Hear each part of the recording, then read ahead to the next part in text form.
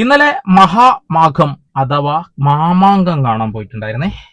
എന്താ മാമാങ്കം എന്ന് എല്ലാവർക്കും അറിയാം. പക്ഷെ മഹാകുംഭമേള എന്ന സാധനം നമുക്ക് കേരളത്തിൽ നടക്കാത്തൊരു കാര്യമായതുകൊണ്ട് നമ്മൾ അത് ടി വിയിലും മൊബൈൽ ഫോണിലൊക്കെ കണ്ടത് കൊണ്ട് തന്നെ നമ്മുടെ മനസ്സിലേക്ക് ഒരു തെറ്റായ സന്ദേശം കിടക്കുന്നുണ്ട്. അതുകൂടാതെ തന്നെ മലപ്പുറം ജില്ലയുമായി ബന്ധപ്പെടുത്തിക്കൊണ്ടും മുസ്ലിങ്ങളുമായി ബന്ധപ്പെടുത്തിക്കൊണ്ടും കുറെ ആളുകൾ വർഗീയത പറയുന്നതും ഇതിനോടകം തന്നെ നമ്മൾ കണ്ടിട്ടുണ്ടാവും എന്നുള്ളതാണ്. ഒരുപാട് ആളുകൾ സോഷ്യൽ മീഡിയ വഴി അത് പറയുന്നു. പക്ഷെ നേരിട്ട് എനിക്കൊരു അനുഭവം ഉണ്ടായിടോ. ഇന്നലെ ഞാൻ മഹാമാഘം കാണാൻ പോയിട്ടുണ്ടായിരുന്നു. അവിടെ വെച്ച് എനിക്കുണ്ടായ ഒരു അനുഭവം, എന്റെ മാമന്റെ വീടിന്റെ അടുത്താണ് ഈ ബ്രഹ്മക്ഷേത്രവും അതുപോലെ ശിവക്ഷേത്രം ഉള്ളത്. അതുപോലെ സുഹൃത്തിന്റെ വൈഫ് ഹൗസ് ഉണ്ട്. അപ്പൊ അവിടെ വാഹനമൊക്കെ വെച്ച് ഞങ്ങൾ താഴോട്ട് ഇറങ്ങി വരുന്ന സമയത്ത് മുസ്ലിംസിന്റെ വീടിന്റെ മുറ്റത്ത് അവര് തണ്ണിമത്തൻ ജ്യൂസും വെള്ളവും സംഭാരമൊക്കെ വിൽപ്പന നടത്തുന്നുണ്ട്. അതൊക്കെ കണ്ട് ഞാൻ അങ്ങനെ താഴോട്ട് ഇറങ്ങി വരാം. നല്ല പൊടിയാണ്, മാസ്ക് ഒക്കെ ഇട്ടിട്ടുണ്ട്. അതിനിടയിൽ എനിക്കുണ്ടായ ഒരു ദുരനുഭവം ഉണ്ട്. ഒരു കൂട്ടം സംഘികള് അവിടെ നിന്ന് പറഞ്ഞ ഒരു വാക്കുണ്ട്. അത് ഞാൻ പറയാം. അതിനു മുന്നേ ഞാൻ ഇന്നലെ എടുത്ത അതിമനോഹരമായിട്ടുള്ള ആ ഒരു ഹെലികാം ഷോട്ട് ഒന്ന് കണ്ടോക്കെ.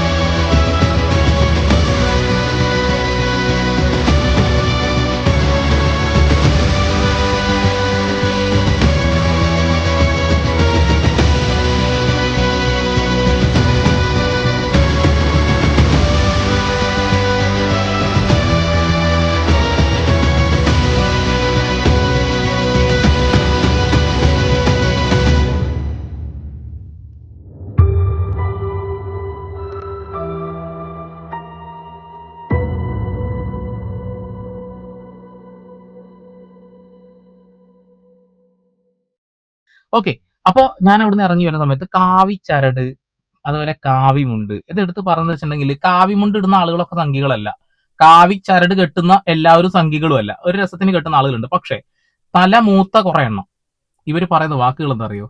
മുസ്ലിങ്ങളുടെ കയ്യിൽ നിന്നൊന്നും വാങ്ങരുത് എന്നുള്ളതാണ്. ഞാനത് കേട്ടപ്പോ തരിച്ചു പോയടോ. അതായത് ഇതൊക്കെ ഉപയോഗിക്കുകയാണ് ഇവരെ നമ്മൾ എന്തിനാണ് സപ്പോർട്ട് ചെയ്യുന്നത്? ഇവരെ വീട്ടിന് മുറ്റത്ത് വെച്ച് വെക്കുന്ന സാധനം എന്തിനാ വാങ്ങുന്നത്? ഇതൊക്കെ ചോദിക്കുന്നേ. എനിക്കത് ചോദ്യം ചെയ്യണമെന്ന് ആഗ്രഹം ഉണ്ടായിരുന്നു. പക്ഷെ അത് യുക്തിയല്ല എന്ന് എനിക്കറിയാം. അവിടെ വിവേകം വർക്ക് ചെയ്തില്ലെങ്കിൽ പണി കിട്ടും. കൂട്ടമായിട്ട് പോകുന്ന ആളുകളാ. ഈ തവനൂര് പാപ്പനിക്കാവ് ക്ഷേത്രത്തിന്റെ മൈതാനിയിലാണ് ഇവരുടെ വാഹനങ്ങളൊക്കെ നിർത്തിയിട്ടുള്ളത്. സത്യം പറയാച്ചിട്ടുണ്ടെങ്കിൽ ഞാൻ അന്തം വിട്ടുപോയി. അത്രമാത്രം ബസ്സുകൾ, ഏതൊക്കെയോ നാട്ടിൽ നിന്ന് വന്ന ബസ്സുകളാ. ലക്ഷക്കണക്കിന് ആളുകൾ ഉണ്ട് എന്ന കാര്യത്തിൽ തർക്കമൊന്നും വേണ്ട. അത്രമാത്രം വാഹനങ്ങൾ പാപ്പനിക്കാവ് അമ്പല മൈതാനിയിൽ നിർത്തിയിട്ടുണ്ട്, പാർക്ക് ചെയ്തിട്ടുണ്ട്. അതുകൂടാതെ ഓരോ വീടുകളിലും പേ പാർക്കിങ്ങും കാര്യങ്ങളൊക്കെ ആയിട്ട് ഒരു സൈഡിൽ അതുണ്ട്, റോഡ് സൈഡുകളിലുണ്ട്. അങ്ങനെ അത്രമാത്രം ജനങ്ങളുണ്ടേ. ആ ജനങ്ങളുടെ ഇടയിൽ നിന്ന് കുറച്ചാളുകൾ പറഞ്ഞ വാക്കുകളാ. എല്ലാവരും അത്രക്കാരാണെന്ന് ഞാൻ പറയുന്നില്ല, കുറച്ചാളുകൾ പറഞ്ഞ വാക്കാ. ഞങ്ങൾ നേരെ പുഴയിലൂടെ നടന്നങ്ങ് പോയി. എനിക്ക് ഏറ്റവും സങ്കടം തോന്നിയ മറ്റൊരു കാര്യമുണ്ട്. നമ്മളിപ്പോ യു പിയിൽ പ്രയാഗ്രാജിലൊക്കെ നടന്ന ഈ ഒരു സംഭവങ്ങളൊക്കെ കണ്ടതാണല്ലേ. ആ ഒരു സമയത്ത് തന്നെ നമ്മൾ ചൂണ്ടിക്കാണിച്ച കാര്യമുണ്ട്, വിസർജിക്കാനുള്ള സംവിധാനങ്ങൾ അല്ലെ, മലമൂത്ര വിസർജനം നടത്തണ്ടേ, അതിനുള്ള സംവിധാനങ്ങൾ വേണ്ടേ? ഇവിടെ വളരെ കുറച്ച് സംവിധാനങ്ങളുള്ളൂ. ഒന്ന്, ഈ ഒരു മണൽത്തിട്ടയിൽ ഒരു 5-6 ടോയ്ലറ്റ് സെറ്റ് ചെയ്തിട്ടുണ്ട്, നമ്മൾ പോർട്ടബിൾ ആയിട്ടുള്ളത്. അതുകൂടാതെ പുഴക്ക് അപ്പുറത്ത് ഒരു 4-5 ഉണ്ട്. ഇത്രയേ ഉള്ളൂ കേട്ടോ. ഇത് ആളുകൾ ഉപയോഗിക്കുന്നുണ്ടാകാം, പക്ഷെ ഇത്രമാത്രം ആളുകൾ വരുന്ന സ്ഥലത്ത് വലിയ ബുദ്ധിമുട്ടല്ലേ?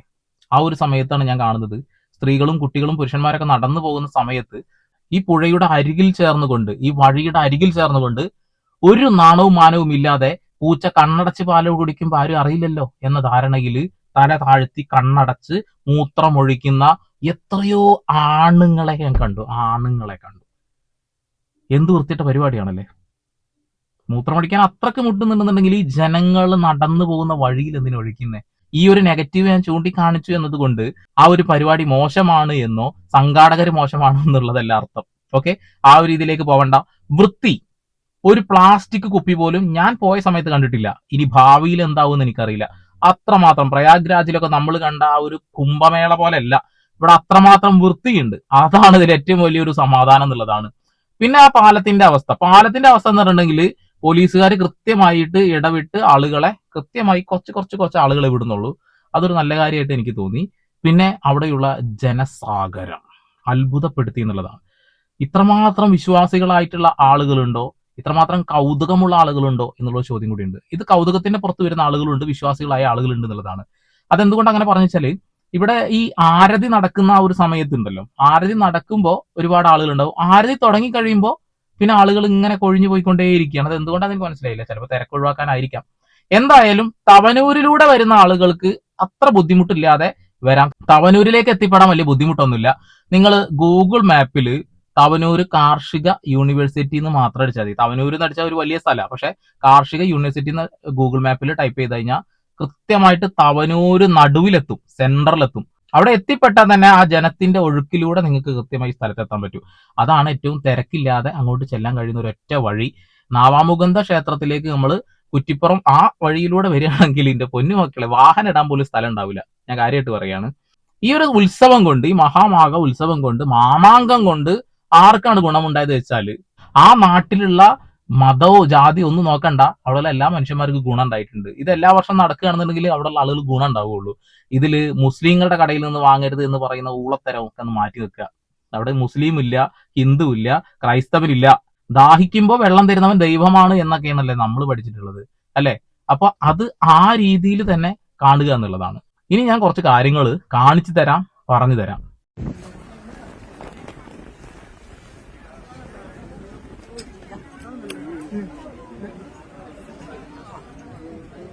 അത് വെയിലിന്റെ ഉടുപ്പുണ്ട കാണുന്നില്ല.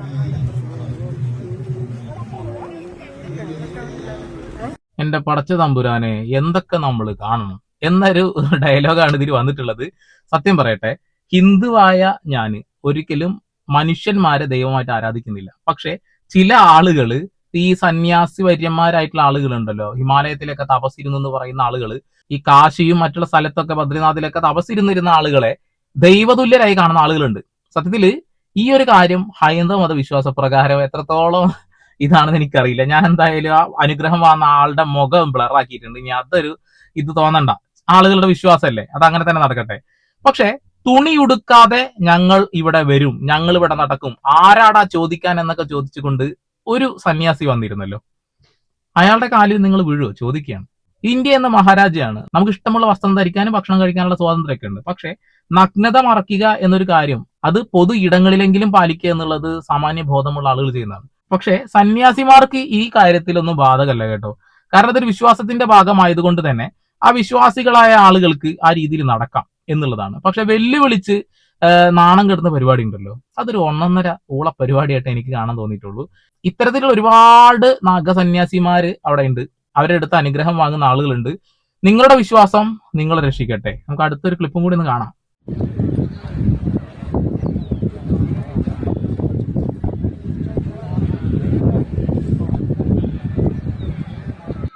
ഓക്കെ, അപ്പോ നമ്മൾ നോർത്ത് ഇന്ത്യയിൽ മാത്രം കണ്ടു വന്നിരുന്ന ഒരു കാര്യം നമ്മുടെ കേരളത്തിലും വന്നു. അപ്പൊ മാമാങ്കവും അതേപോലെ തന്നെ നമ്മളുടെ മഹാകുംഭമേളം തമ്മിൽ ഇതിൽ ബന്ധമുണ്ടോ എന്നൊക്കെ നമുക്ക് വീഡിയോയിലൂടെ പരിശോധിക്കാം. ആദ്യം ഒരു സിനിമാ നടി ആയിരുന്നു, ഇപ്പൊ സന്യാസിയാണ്, അവരുടെ പേര് എനിക്കറിയില്ല. അവർ പറഞ്ഞ കുറച്ച് കാര്യങ്ങളുണ്ട്, അതിൽ കുറച്ച് കാര്യങ്ങൾ ഉണ്ടോ എന്ന് എനിക്കും തോന്നിപ്പോയി. നമുക്ക് അതൊന്ന് പരിശോധിക്കാം. ഈ സ്നാനത്തിന്റെ ഗുണം എന്തൊക്കെയാണ്, എങ്ങനെയാണ്? ഓക്കെ, കുംഭസ്നാനം 12 വർഷത്തിലൊരിക്കലാണ് നടക്കുന്നത്. നമുക്കറിയാം, പ്രയാഗ്രാജിലും ഉജ്ജയിനിലും അവിടെ ഇവിടെയൊക്കെ 12 വർഷത്തിലൊക്കെ നടക്കുന്ന ആ ഒരു നമ്മുടെ കുംഭമേള നടക്കുമ്പോൾ തന്നെ ആയിരുന്നു 12 വർഷത്തിലൊരിക്കൽ ഇവിടെ മഹാമഹോത്സവം നടന്നുകൊണ്ടിരുന്നത്. അത് ശരിയാണോ തെറ്റാണോ? അടിയിൽ വന്ന കമന്റ് എന്താ വെച്ചിട്ടുണ്ടെങ്കിൽ ഇവർ പറഞ്ഞ നുണയാണ് എന്നുള്ളതാണ്. പക്ഷെ ഞാനതൊന്ന് ഡീറ്റെയിൽ ആയിട്ട് അന്വേഷിച്ചപ്പോൾ എനിക്ക് കിട്ടിയ ഒരു ഉത്തരം ഞാൻ തരാം. മാമാങ്കവും കുംഭമേളയും തമ്മിലുള്ള പ്രധാന ബന്ധങ്ങൾ. മാമാങ്കവും കുംഭമേളയും നിശ്ചയിക്കുന്നത് വ്യാഴം ഗ്രഹത്തിന്റെ സഞ്ചാരത്തെ അടിസ്ഥാനമാക്കിയാണ്. വ്യാഴം ഒരു രാശിയിൽ നിന്ന് അടുത്ത രാശിയിലേക്ക് മാറാൻ ഏകദേശം 12 വർഷം എടുക്കും. വ്യാഴം സിംഹ രാശിയിൽ, അതായത് ചിങ്ങം എത്തുമ്പോഴാണ് ഈ രണ്ട് ഉത്സവങ്ങളും 12 വർഷത്തെ ഇടവേളയിൽ നടക്കുന്നത്. എന്താണ് യഥാർത്ഥത്തിൽ മാമാങ്കത്തിൽ നടക്കുന്നത് എന്നുള്ള കാര്യം പറയാം. ആദ്യം നമുക്ക് മഹാമാഘം എന്താ നോക്കാം. മാമാങ്കം എന്ന വാക്കുണ്ടായത് മഹാമാഘം എന്ന സംസ്കൃത പദത്തിൽ നിന്നാണ്. ഉത്തരേന്ത്യയിൽ കുംഭമേള നടക്കുന്ന അതേ പുണ്യകാലത്ത് തന്നെ ഭാരതപ്പുഴയുടെ തീരത്ത് നടന്നിരുന്ന ഈ ചടങ്ങിനെ ദക്ഷിണേന്ത്യയിലെ കുംഭമേളയായിട്ടാണ് ചരിത്രകാരന്മാര് പറയുന്നത്. ഇനി ഈ രണ്ട് സ്ഥലത്തും ഒരു കോമൺ ആയിട്ടുള്ള ഒരു കാര്യം നടക്കുന്നുണ്ട്, അതാണ് പുണ്യസ്നാനം. കുംഭമേളയിൽ എന്ന പോലെ മാമാങ്കത്തിന്റെ ഏറ്റവും പ്രധാന ചടങ്ങ് തിരുനാവായ മണപ്പുറത്ത് ഭാരതപ്പുഴയിലെ പുണ്യസ്നാനമായിരുന്നു. ഗംഗാ നദിയിൽ എന്ന പോലെ നിള നദിയിൽ കുളിച്ചാൽ പാപമോക്ഷം ലഭിക്കുമെന്ന വിശ്വാസം അന്ന് നിലനിന്നിരുന്നു. ഓക്കെ, ആ ഒരു വിശ്വാസം തന്നെയാണ് ഇവിടെ എന്നാണ് ഈ ഒരു സന്യാസി പറയുന്നത്. പേരെനിക്കറിയില്ല, അതുകൊണ്ട് പറയാണ്. തുടക്കത്തിൽ ഇതൊരു ശുദ്ധമായ ആത്മീയ വാണിജ്യ ഉത്സവമായിരുന്നു. ആത്മീയവും വാണിജ്യ അടിസ്ഥാനത്തിൽ നടന്നിരുന്ന ഉത്സവമായിരുന്നു. അറബികളൊക്കെ ഇവിടെ കച്ചവടത്തിനൊക്കെ വന്ന കാര്യങ്ങളൊക്കെ നമുക്കറിയാം. പക്ഷേ പിന്നീട് സാമൂതിരിയും വള്ളുവനാട്ട് രാജാവും തമ്മിലുള്ള അധികാര തർക്കം വന്നതോടെ മാമാങ്കത്തിന് ഒരു യുദ്ധ സ്വഭാവം കയറി വന്നു എന്നുള്ളതാണ്. നമ്മൾ പഠിച്ച മാമാങ്ക എന്ന് പറഞ്ഞിട്ടുണ്ടെങ്കിൽ വള്ളുവനാട് കോനാതിരിയും സാമൂതിരിയുടെ ഒക്കെ യുദ്ധമൊക്കെയാണ് നമ്മൾ കേട്ടിട്ടുള്ളത്. അത് അധികാരം പിടിച്ചെടുക്കാനുള്ള യുദ്ധം. നമ്മൾ സിനിമയിലൂടെ അത് മനസ്സിലാക്കിയിട്ടുണ്ടാവും. പുതിയ തലമുറ നമ്മൾ സ്കൂൾ പാഠപുസ്തകങ്ങളിലും പഠിച്ച കാര്യങ്ങളാണ്. അതായത് വാണിജ്യ ആത്മീയ അടിസ്ഥാനം നടന്നിരുന്ന ഒരു കാര്യം, വാണിജ്യം തന്നെയായിരുന്നു പ്രധാനപ്പെട്ട ഒരു കാര്യം. പക്ഷെ എന്തുകൊണ്ടാണ് ഇത് സിമിലാരിറ്റി? 12 വർഷത്തിൽ ഈ ഒരു ദിവസം വ്യാഴം ആ ഒരു സമയത്ത് നടക്കുന്നത് കൊണ്ടാണ് ഇതിനൊരു സിമിലാരിറ്റി. പിന്നെ ഏറ്റവും പ്രധാനപ്പെട്ട മറ്റൊരു കാര്യമുണ്ട്, ഞാൻ പറയാം. അപ്പൊ അതിനും ഇതിനും കണക്ഷൻ ഉണ്ടോ എന്ന് ചോദിച്ചാൽ തീർച്ചയായും കണക്ഷൻ ഉണ്ട്.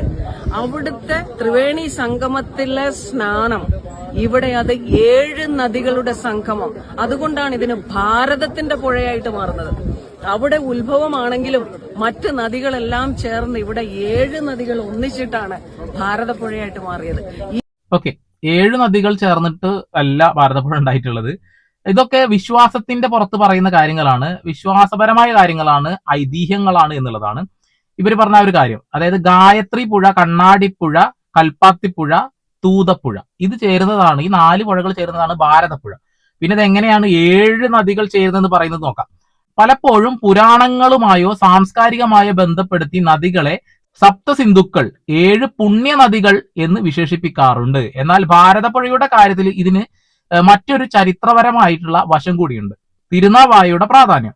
മാമാങ്കം നടന്നിരുന്ന തിരുനാവായയെ ദക്ഷിണ കാശി എന്നാണ് വിളിക്കുന്നത്.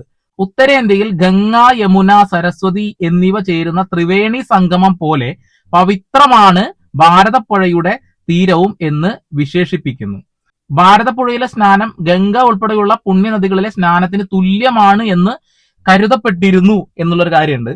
അതിലേക്ക് നയിക്കുന്ന മറ്റൊരു പ്രധാനപ്പെട്ട കാര്യമുണ്ട്. ഇപ്പോ നമ്മുടെ കാശി ആയിട്ടാണ് നമ്മൾ തിരുനാവായ കാണുന്നത്. അവിടെ പോയിട്ടാണ് ആളുകൾ ബലി തർപ്പണങ്ങളൊക്കെ നടത്തുന്നത്. അതിന് പ്രധാനപ്പെട്ട ഒരു കാര്യം ത്രിമൂർത്തികള് അവിടെ ഉണ്ട് എന്നുള്ളതാണ്. ത്രിമൂർത്തികൾ, അതായത് ബ്രഹ്മാവിന് വളരെ ചുരുക്കം ക്ഷേത്രങ്ങളുള്ളൂ. അതിലൊന്ന് തിരുനാവായ അല്ലെങ്കിൽ തവനൂരിലാണുള്ളത്. രണ്ടാമത് ശിവക്ഷേത്രം തൊട്ടടുത്ത് നിൽക്കുന്നുണ്ട്. മൂന്നാമത് വിഷ്ണു ക്ഷേത്രം നിൽക്കുന്നുണ്ട്. ഈ ത്രിമൂർത്തികളെ ചേരുന്ന ഒരു ട്രയാങ്കിൾ അവിടെ ഉണ്ട്. അതിന്റെ ഭാഗമായിട്ട് തന്നെയാണ് അതൊരു നമ്മളൊരു കാശി എന്ന രീതിയിൽ, ദക്ഷിണ കാശി എന്ന രീതിയിൽ പറയുന്നത് എന്നുള്ളതാണ്. ഐതിഹ്യങ്ങളാണ്, എടുക്കേണ്ടവർക്ക് എടുക്കാം, വെറുതെ ഒരു അറിവിന് വേണ്ടിയിട്ടാണെങ്കിൽ അതും കേൾക്കാം.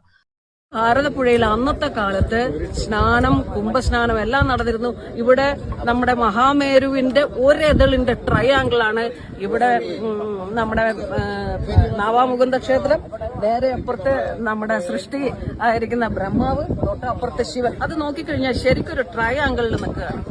ഈ 3 ഇടയിൽ നിൽക്കുന്ന ഇത്രയും സ്ഥലത്തുള്ള പുണ്യ സ്നാനം എന്ന് പറയുന്നത് അത് ലോകത്തിന്റെ തന്നെ സമാധാനത്തിനും ഐശ്വര്യത്തിനും സ്നേഹത്തിനും അഖണ്ഡമായിട്ടുള്ള ഒരു കെട്ടുറപ്പിനുള്ളതാണ്.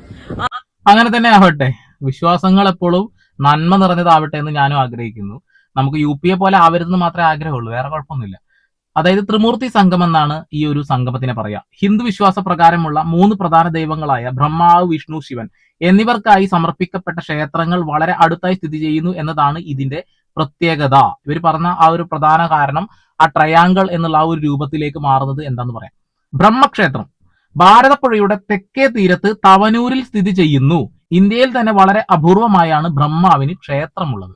ശിവക്ഷേത്രം ഇതും തെക്കേ തീരത്ത് തവനൂരിൽ തന്നെയാണ് സ്ഥിതി ചെയ്യുന്നത്. അതായത് ബ്രഹ്മക്ഷേത്രത്തിന്റെ തൊട്ടടുത്ത് തന്നെയാണ്. തവനൂരിലൂടെ വരുന്ന ആളുകൾക്ക് അത് കാണാൻ കഴിയും. അവിടെയും ഇപ്പോ ഈ ഒരു ദീപ ആരാധനകള് അല്ലെങ്കിൽ ആരതി സമർപ്പണമൊക്കെ നടക്കുന്നുണ്ട്.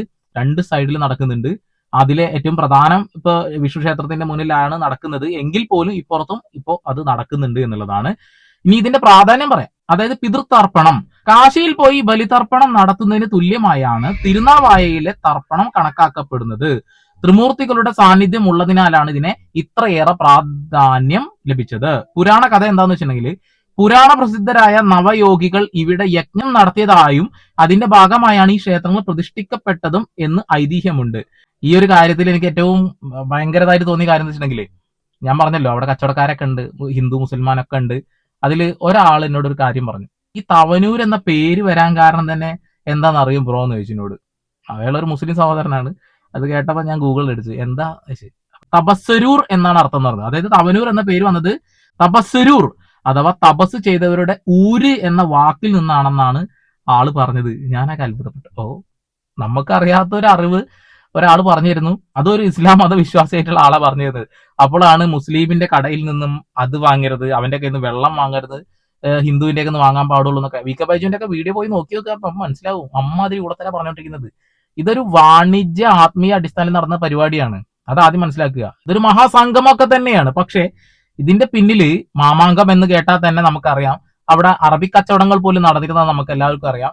വലിയ വാണിജ്യ ചന്തയായിരുന്നു അല്ലെ, ആത്മീയതയും ഉണ്ടായിരുന്നു എന്നുള്ളതാ. പക്ഷെ പൂർണ്ണമായി ആത്മീയത മാത്രമായിട്ട് മാറ്റുന്നത് എത്രത്തോളം ശരിയാണെന്ന് എനിക്ക് തോന്നുന്നില്ല. ഇനി ഞാൻ കാണിക്കാൻ പോകുന്ന വീഡിയോ നിങ്ങൾ പ്രത്യേകം ശ്രദ്ധിക്കണം. ഒരു വിശ്വാസിയായിട്ടുള്ള ഒരു വ്യക്തി ഷെയർ ചെയ്ത വീഡിയോ ആണെന്ന് കണ്ടോക്കി. പമ്പ നശിപ്പിച്ചതിന് ശേഷം അടുത്ത പരിപാടിയാണ് നമ്മുടെ സന്നിധാനം നശിപ്പിച്ചുകൊണ്ടിരിക്കുന്നു. ഇരിമുടിക്കെട്ടും അതിലെ അരിയും മറ്റു സാധനങ്ങളൊക്കെ റോഡിൽ കൂടിയൊക്കെ ഇട്ടാകെ വൃത്തിയിടാക്കിയിരിക്കുക. അതിനൊക്കെ പ്രത്യേകം ബോക്സ് ഒക്കെ ഉണ്ട് ഇടാൻ. അതൊന്നും ഹോട്ടലിലെ വേസ്റ്റ് വെള്ളം വരുന്ന വേറെ എങ്ങോട്ടല്ല, നമ്മുടെ പമ്പാ നദിയിലാണ്. ലക്ഷക്കണക്കിന് അയ്യപ്പ ഭക്തന്മാർ കുളിച്ചുകൊണ്ടിരിക്കുമ്പോൾ അവിടെയാണ് ഈ വേസ്റ്റ് വെള്ളം വന്നുകൊണ്ടിരിക്കുന്നത്. പമ്പാ നദിയെ നശിപ്പിച്ച് ഇല്ലാണ്ടാക്കിയിട്ടുണ്ട്. അന്യ സംസ്ഥാനത്ത് നിന്ന് വരുന്ന അയ്യപ്പ ഭക്തന്മാർ പോകുമ്പോൾ അവരെ മുണ്ടും ബാക്കി സാധനങ്ങളൊക്കെ ഇവിടെ നിക്ഷേപിച്ചിട്ടാണ് പോകുന്നത്. ഇവിടെ മാലയും മുണ്ടൊക്കെ ഇട്ട് പോകുന്ന ഒരു ആചാരം പോലെയാണ് അവർ കണക്കാക്കണേ തോന്നുന്നു. അത്രയ്ക്കും വേസ്റ്റ് ഉണ്ട്. ദേവസ്വം ബോർഡ് അതിനായിട്ട് ജീവനക്കാരെ വരെ നിയമിച്ചിട്ടുണ്ട്. ഈ കെട്ടുകളിൽ കാണുന്നത് അവർ ഉപേക്ഷിച്ച മുണ്ടും മറ്റു മാലിന്യ വസ്തുക്കളാണ്. പമ്പയുടെ ഒരു സൈഡും വൃത്തിയില്ലാത്ത അവസ്ഥയാണ്. അത്രയ്ക്കും വൃത്തികേടാക്കി വെച്ചിരുന്നു. എല്ലാ സ്ഥലത്തും തന്നെയാണ് അവസ്ഥ. ഈ ചാക്കിൽ നിറച്ചു വെച്ചിരിക്കുന്ന പമ്പയിൽ നിന്ന് കിട്ടിയ വേസ്റ്റുകളാണ്. എത്രത്തോളം വേസ്റ്റ് ഉണ്ട് നിങ്ങൾക്ക് കാണുമ്പോൾ മനസ്സിലാകുക. ആ ലോറിയിൽ കയറ്റി ബാക്കി ഇവന്മാരാണ് പമ്പ ഇത്രയും വൃത്തികേടാക്കുന്നത്. അവർക്ക് പോകുമ്പോൾ പാന്റും ഷർട്ട് പോകണം. അതിനാണ് ഓക്കെ. ഇതേ അവസ്ഥ ഭാവിയിൽ നമ്മുടെ ഈ ഒരു സ്ഥലത്ത് ഉണ്ടാവരുത്. ഭാരതപ്പുഴ നമ്മളെ കുടിവെള്ളമാണ് അല്ലെ. ഏതോ ഒരു വ്യക്തി എന്തോ ഒരു പോസ്റ്റ് ഇട്ടോ ഞാൻ കണ്ടു, നശിക്കും എന്നുള്ള ഒരു കാര്യം, നശിപ്പിക്കും എന്നുള്ള കാര്യമൊക്കെ. അതിനോടൊന്നും എനിക്ക് ഇതൊന്നും ഇല്ല. പക്ഷെ വൃത്തികേടാവരുത്. ഇപ്പൊ മലമൂത്ര വിസർജനം നടത്തുന്ന കാര്യങ്ങൾ ഞാൻ പറഞ്ഞല്ലോ, അത് നുണയല്ല. നമ്മൾ എന്തിനാണ് ഈ യാഥാർത്ഥ്യം മറച്ചു വെക്കുന്നത്? അത് സത്യസന്ധമായ കാര്യമാണ്. ഞാൻ കണ്ണുകൊണ്ട് കണ്ട കാര്യം പറയുന്നത്. അല്ലാതെ എനിക്ക് അനുഭവിക്കാതെ ഞാൻ വേറെ ഒരാൾ പറഞ്ഞത് കേട്ടിട്ടല്ല, നേരിട്ട് കണ്ട് അനുഭവപ്പെട്ടതാ. സ്ത്രീകൾ തല താഴ്ത്തിയിട്ട് നടത്തുന്നത്. ആണുങ്ങൾ ആ സൈഡിലൊക്കെ മൂത്രം, റോഡല്ല പുഴയുടെ സൈഡിലൊക്കെ ഇരുന്ന് മൂത്രമൊഴിക്കുമ്പോൾ സ്ത്രീകൾ തല താഴ്ത്തി പോകുന്നു, കുട്ടികളൊക്കെ ചിരിച്ചുകൊണ്ട് പോകുന്നു എന്നുള്ളതാണ്. അപ്പൊ അതൊരു ഊള പരിപാടിയല്ലേ? പിന്നെ ഇത്രമാത്രം ആളുകൾക്ക് അത്ര കക്കൂസ് മതിയോ? അതൊരു വലിയ ചോദ്യം തന്നെയാണ്. ഓക്കെ, ഞാൻ കൂടുതലായിട്ടൊന്നും പറയുന്നില്ല. നന്മകൾ പിരിയട്ടെ, പ്രകാശം പരക്കട്ടെ, നല്ലത് നടക്കട്ടെ. മാമാങ്ക മഹോത്സവം എല്ലാ വർഷവും നടക്കട്ടെ. അതുകൊണ്ട് എല്ലാ മനുഷ്യന്മാർക്കും ഗുണമുണ്ടാവട്ടെ എന്നേ പറയുന്നുള്ളൂ. വേറൊന്നും എനിക്ക് പറയാനില്ല. നിങ്ങളുടെ അഭിപ്രായം രേഖപ്പെടുത്തുക. വീണ്ടും വരെ പുതിയ വാർത്താ വിശേഷങ്ങളുമായി സന്ദീപ് പോൾ സൈനിങ് ഓഫ്.